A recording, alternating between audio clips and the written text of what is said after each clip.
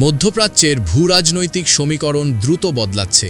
লেবাননের প্রতিরোধ আন্দোলন হিজবুল্লাহর নিয়ন্ত্রণ এখন সরাসরি ইরানের হাতে। ইসরায়েল ও যুক্তরাষ্ট্রের সাথে সম্ভাব্য বড় ধরনের সংঘাতের প্রস্তুতি হিসাবে তেহরান এই পদক্ষেপ নিয়েছে বলে জানা গেছে।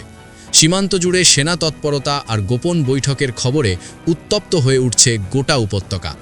ইসরায়েলি সংবাদ মাধ্যম দ্য জেরুজালেম পোস্ট এবং আরব সংবাদ মাধ্যম আল আরাবিয়ার প্রতিবেদন অনুযায়ী হিজবুল্লাহর ঐতিহ্যবাহী লেবানিজ নেতৃত্বের পরিবর্তে এখন সরাসরি তদারকি করছেন ইরানের রেভলিউশনারি গার্ড কর্পসের কর্মকর্তারা। সম্প্রতি বেশ কয়েকজন উচ্চপদস্থ আইআরজিসি কর্মকর্তা লেবাননে পৌঁছেছেন। তাদের মূল লক্ষ্য হিজবুল্লাহর সামরিক পরিকাঠামো পুনর্গঠন করা এবং যোদ্ধাদের সরাসরি রণকৌশল শেখানো। গত 14 মাসের লড়াইয়ে হিজবুল্লাহর যে ক্ষয়ক্ষতি হয়েছে তা কাটিয়ে উঠতে এবং ইসরায়েলি আগ্রাসনের দাঁত ভাঙা জবাব দিতেই এই বিশেষ প্রস্তুতি। গত শুক্রবার রাতে লেবাননের উত্তর পূর্বাঞ্চলীয় বেকা উপত্যকায় বড় ধরনের বিমান হামলা চালায় ইসরায়েল। হিজবুল্লাহর মিসাইল ইউনিট লক্ষ্য করে চালানো এই হামলায় অন্তত 12 জন নিহত এবং 50 জন আহত হন। নিহতদের মধ্যে হিজবুল্লাহর এক জ্যেষ্ঠ কমান্ডারও রয়েছেন।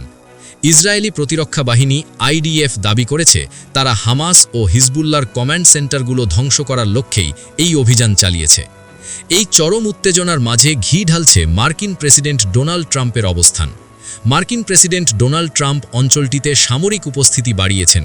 ইরানের পারমাণবিক কর্মসূচি ও আঞ্চলিক প্রভাব রুখতে ট্রাম্পের কঠোর হুঁশিয়ারি পরিস্থিতিকে আরও জটিল করে তুলছে। সমর বিশেষজ্ঞদের মতে মধ্যপ্রাচ্যে যদি বড় কোনো যুদ্ধ শুরু হয় তবে তা কেবল ইসরায়েল ও হিজবুল্লাহর মধ্যে সীমাবদ্ধ থাকবে না।